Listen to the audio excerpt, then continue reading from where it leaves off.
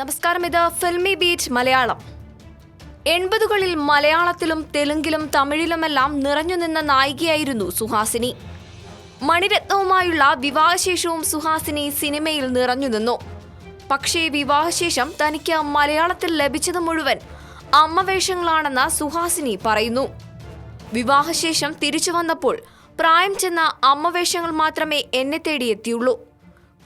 കൂടെ അഭിനയിച്ചിരുന്ന പല മുൻനിര താരങ്ങൾ ഇന്നും പ്രായം കുറഞ്ഞ നായികമാരുടെ നായകന്മാരായി വിലസുകയാണെന്നും സുഹാസിനി പറയുന്നു.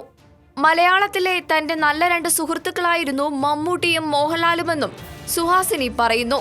തമിഴനെ കല്യാണം കഴിച്ചാൽ മലയാളത്തിന് സുഹാസിനി എന്ന നടിയെ നഷ്ടമാകുമെന്ന് മമ്മൂട്ടി പറഞ്ഞിരുന്നു.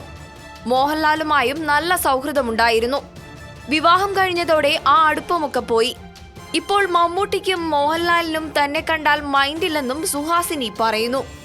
അവരുടെ നായികയായി അഭിനയിക്കാനും കഴിയുന്നില്ല. അതേസമയം തെലുങ്കിലും കന്നഡയിലും ഇപ്പോഴും തനിക്ക് നല്ല കഥാപാത്രങ്ങൾ ലഭിക്കുന്നുണ്ടെന്നും താരം പറഞ്ഞു. മമ്മൂട്ടിക്കും മോഹൻലാലിനും പ്രായം കുറഞ്ഞ ടീനേജ് നായികമാരോടാണ് താല്പര്യമെന്നും തന്നെ പോലുള്ള ആദ്യകാല നായികമാരെ അവഗണിക്കുകയാണെന്നും സുഹാസിനി കൂട്ടിച്ചേർക്കുന്നു. മലയാള സിനിമാ ലോകം പഴയ നടിമാരെ മൂല്യം കുറച്ച് കാണുകയാണെന്നും സുഹാസിനി കുറ്റപ്പെടുത്തി.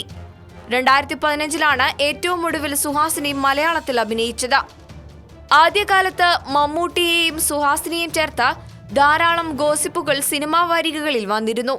കുറച്ചധികം ചിത്രങ്ങളിൽ ഒന്നിച്ച് അഭിനയിച്ചതിനു ശേഷമായിരുന്നു വാർത്തകൾ പ്രചരിച്ചത്.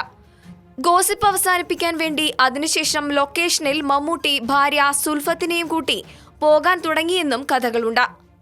ഈ വാർത്തയോട് പ്രേക്ഷകർക്കും പ്രതികരിക്കാവുന്നതാണ് കമന്റിലൂടെ. കൂടുതൽ എന്റർടൈൻമെന്റ് വാർത്തകൾക്കായി ഫിൽമി ബീറ്റ് മലയാളം സബ്സ്ക്രൈബ് ചെയ്യുക.